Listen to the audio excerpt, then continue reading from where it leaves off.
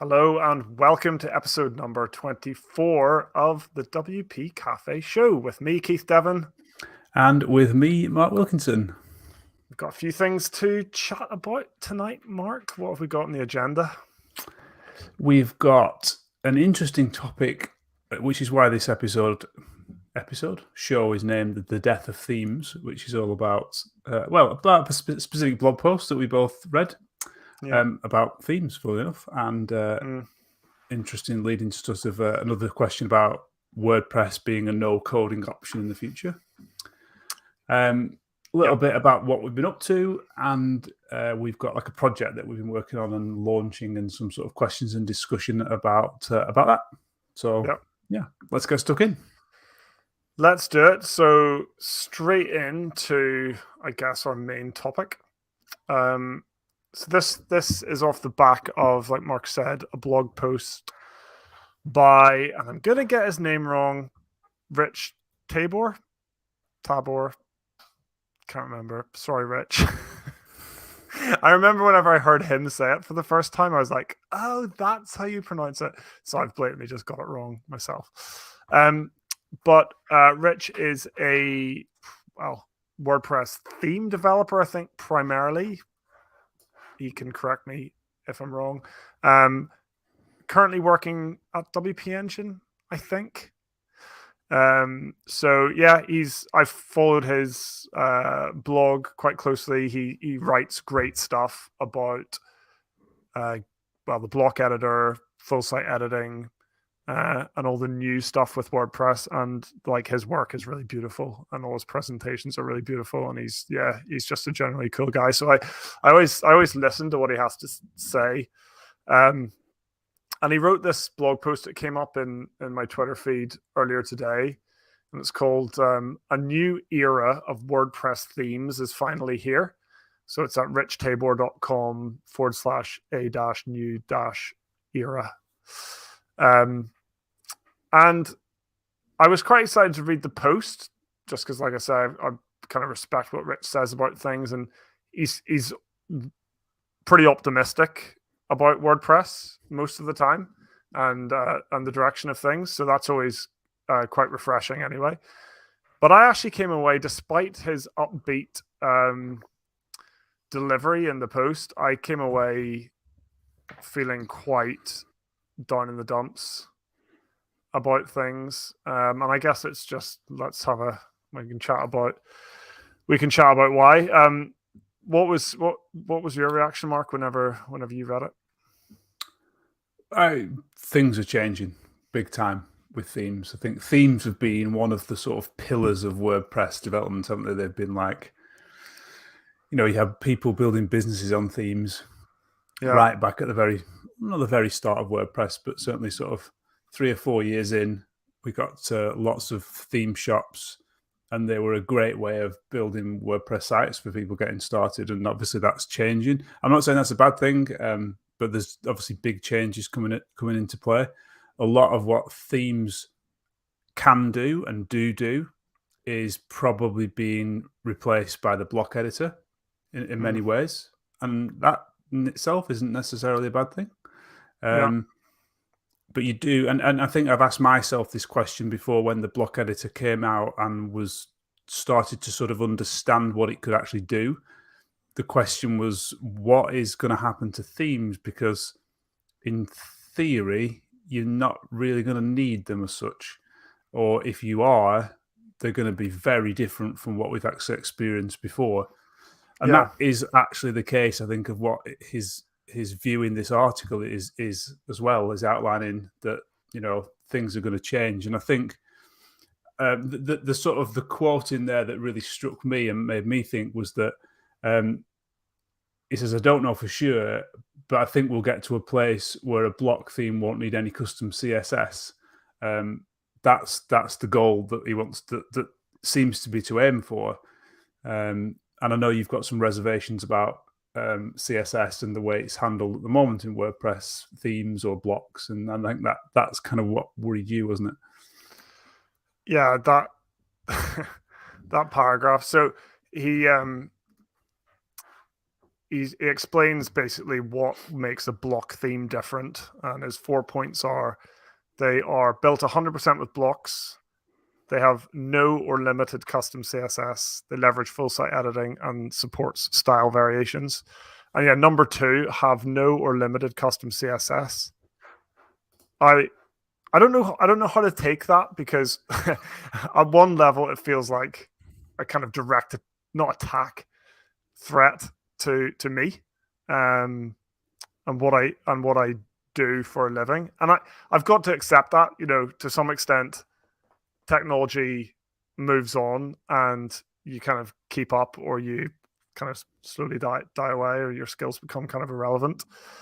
And it's at one level I accept that, and that's kind of inevitable.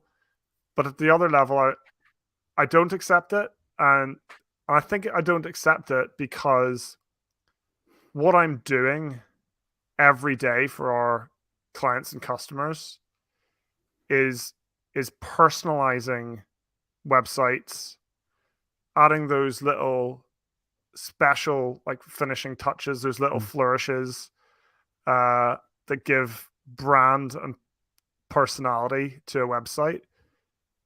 And I'm using CSS tricks to achieve some of this, like kind of just like cool stuff. And I just cannot see how any no-code editor can deliver that. Yeah, I just can't. Yeah, I thought the same, actually. And I was actually thinking about putting a little set of tweets out. I think it was yesterday or today. I can't remember, but I'd never got around to it. And it got me thinking that actually the way in which the block editor has taken WordPress, because like you, I felt very much about my role, like it's disappearing. A lot of what we build is already built for us, and it's a matter of just skinning it. And actually, the tweets along the lines of, if you are starting out in WordPress development, get really, really good at CSS, because you can do an awful lot with what is there in WordPress, the blocks that we've got, the layout options that we've got. And if you can get really, really good at CSS in terms of changing things without having to change the markup, then you will go an awful long way. And I look back and I think like how you've developed your CSS, like the things you do with CSS now, like I was never very good at CSS, don't get me wrong. But when I used to write it, the things you're doing now, it's just amazing.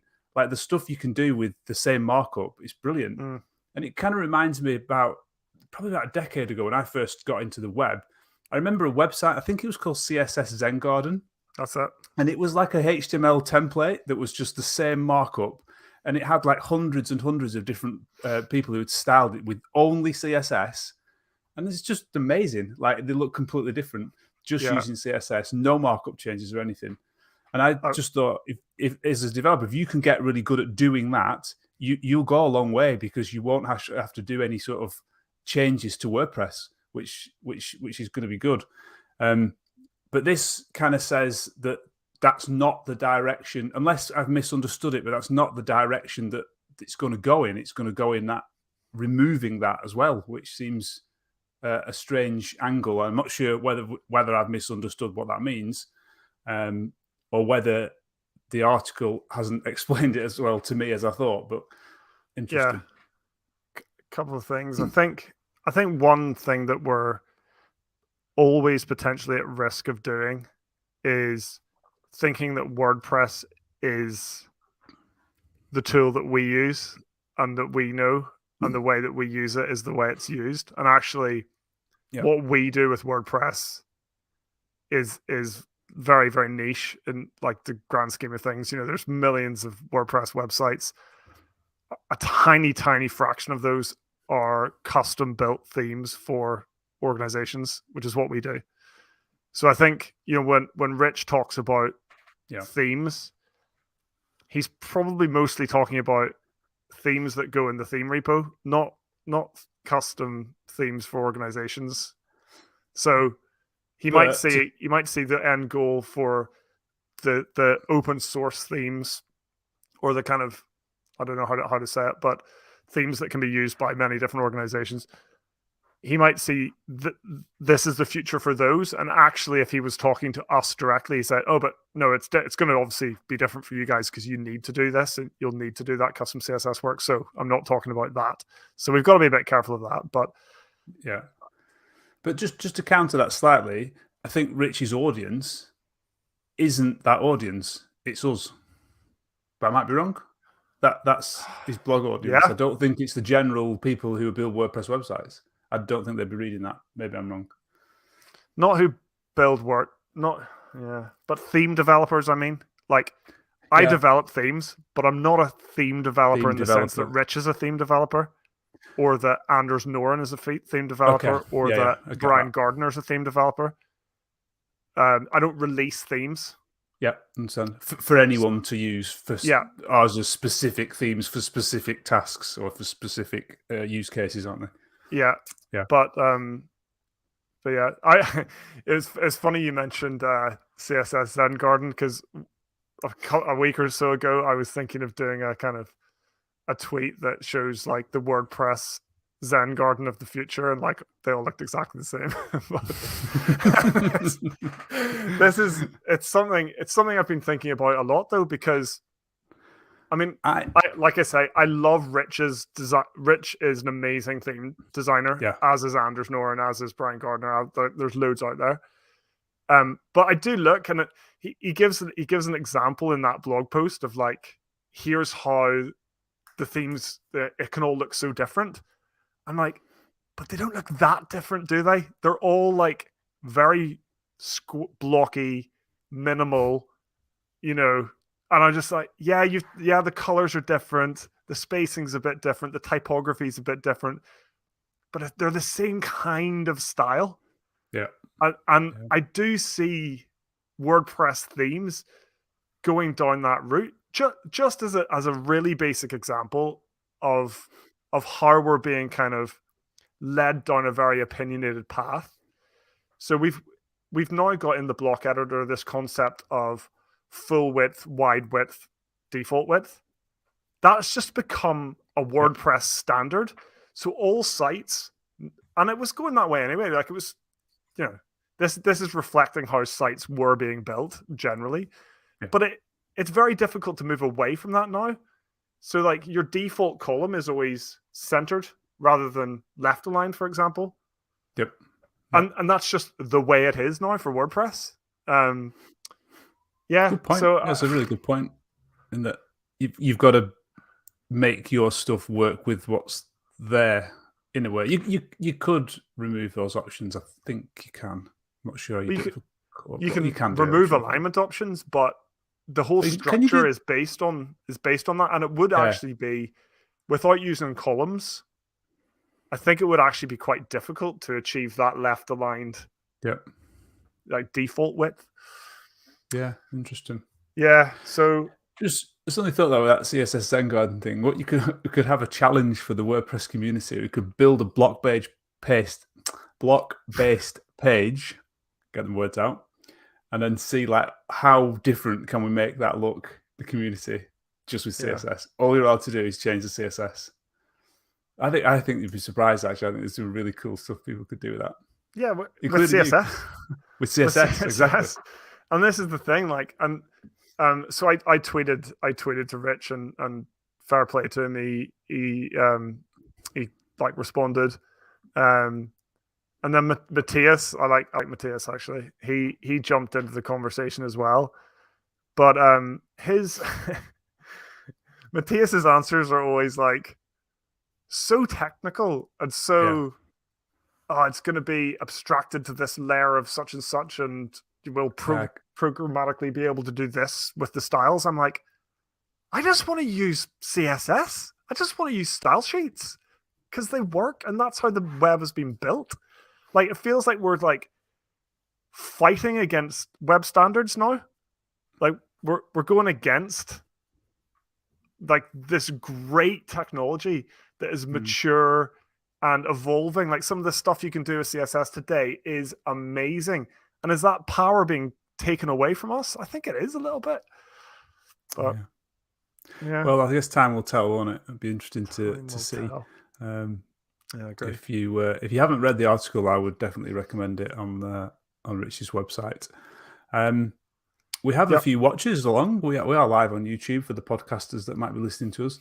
And thank you for watching. If you are, there are 5 people watching, so well done. We have got some comments as well. And if you do have a question or a point to raise about what we're chatting about, then please let us know in the chat. That would be really nice. Yeah. And while I'm talking about admin stuff, if you haven't already subscribed to the channel, that would be great. And like the like button if you're enjoying this podcast episode or show. I think we should move on to the next topic that we have in our list. Let's go for our product, I think, that we've been working on. Now, we started this in our little retreat that we had. When was that? Last week? Was it last week? Early last week, wasn't it? Yeah, early last week, yeah. Which was really, really good fun. And we started to build out this product. And so the product is a add-on for the WP Job Manager plugin, which is actually a plugin that we use a lot, being in the recruitment sector. We do a lot of integrations with jobs and things, and we often recommend the Job Manager plugin as the sort of go-to job board plugin in WordPress. It's actually very good. And what we're building at the moment is a social media image sort of generating add-on for that. So essentially what this means is that when you write a job in Job Manager, you can get it to automatically generate you a beautiful branded and automated image that will include some of the job data on it, such as the job title, the location, and the salary. And it will have your branded colors, and it will have like a background image. And when you share the job on social media, that will be used in the preview on the social media feed. So it'll nice. And lots of recruiters have told us that the engagement they get on those jobs is massively higher than when you don't have that image. So hopefully people are going to like it. So I think we've got kind of 2 discussion points about this, and the first one for me is kind of like, when is it ready? Yeah. Now, this question is like, we're constantly having conversations. Like we've built something now and it kind of works. But then we say like, oh, but we could do this, and oh, we could do that, and yeah, we should do this. And I think the question is kind of like, when should you say, well, actually, no, well, let's launch it because it's ready and we can add these things and discuss these things and add them at the end. And I find that really difficult to answer, because I think, and you said this in our last conversation, Keith, when you sort of send this out to people, like we have a mailing list of people who we've used our products and things and who've used Job Manager, you've kind of got one shot to sort of grab their attention and gain their interest. So if your product is perhaps not as optimized as it should be, is that going to put them off? But then the counter argument to that is, if you never send that email, then you're never going to get anyone to buy it, are you? So it's an interesting balance. What are your thoughts on that, Keith? Yeah, well, it's similar. So it's just, that kind of tension between just ship it and, the strong urge to add that next killer feature that, is going to be the thing that everyone really wants. It's I'm finding it really hard, actually. Like, me too. This stage of the process, and like we had some good feedback from some of our customers that this is what they would really want, and that, which is why we built it. But now I'm just feeling a little bit kind of nervy about that launch. And like you say, we've got a very small mailing list to send this out to, and maybe our problem is that we are putting too much emphasis on that mailing list, and actually we should just send it out to that. If we get a couple of bites, we get a couple of bites. Yeah. If not, like, it's a small mailing list, so let's not put too much. Not worry about it. Yeah, let's not worry about that too much. That raises the next question of discussion, though, is like how to launch it. Then obviously that's part of the strategy. We've got the web page pretty much up and running now, isn't it? It's pretty much written and we're happy with it, I think. We can send it to those people. I guess what else can we do is the question to launch it. I think we've got some ideas.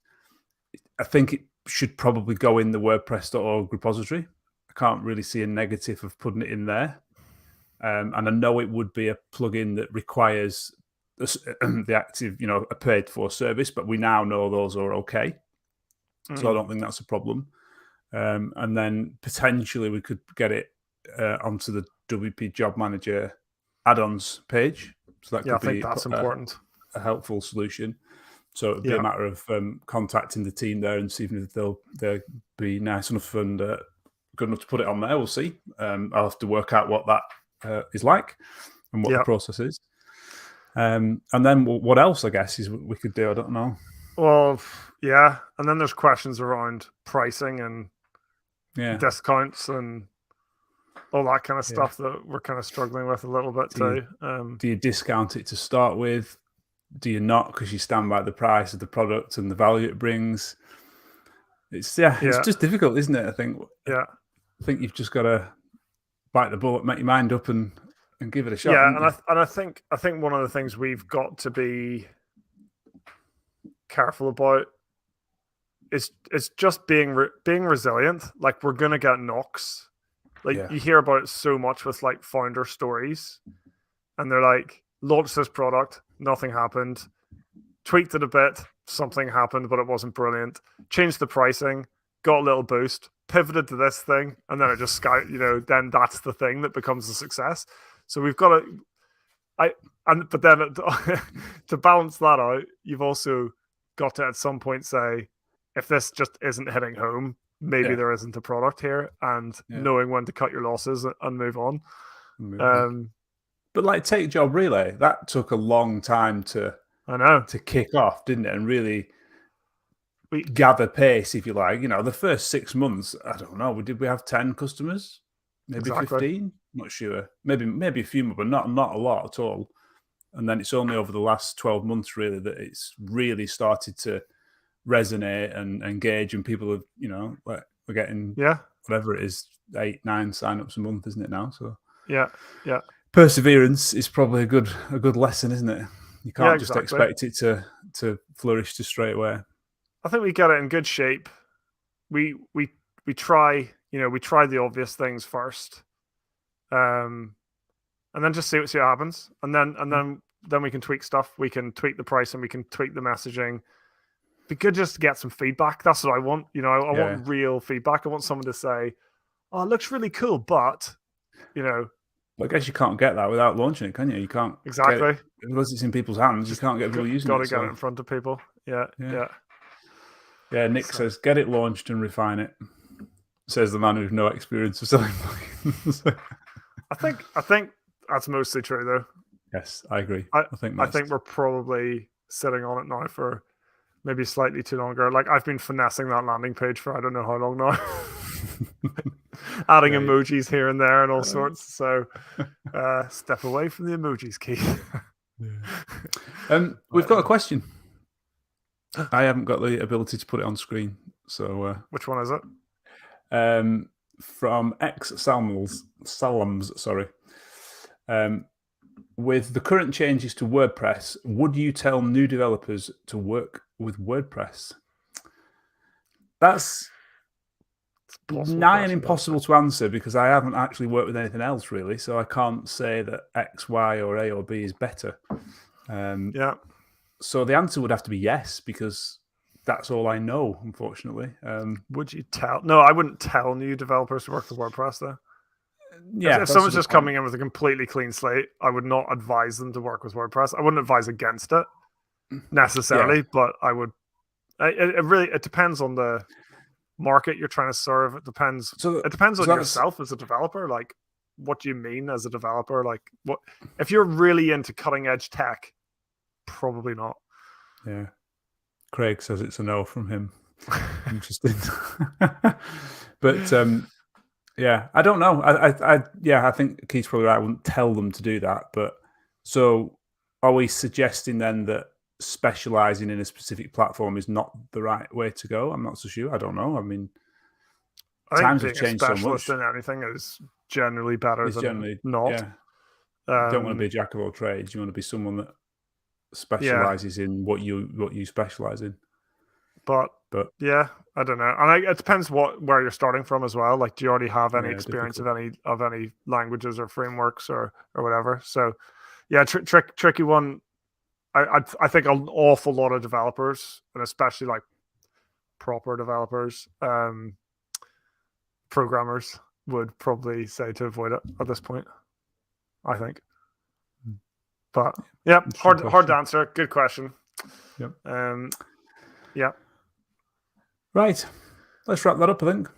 I think so. Thanks thanks to everyone who joined us live. Thanks, Craig, Nick, Exalams, for the comments and questions. Really appreciate it. Like Mark said, if you haven't already, please do subscribe. If you don't want to subscribe, just like it. That would really help us out. You can get us on YouTube live or on your podcast player of choice. And we are putting out one of these episodes per week these days. We love taking questions. So if you want to hit us up on Twitter at WP Cafe Show. Correct. Or at Keith Devon or at WP Mark. You can find us on Twitter there. Ask us anything and we'll do our best to cover it on the show. And thanks again. See you next time. Bye-bye.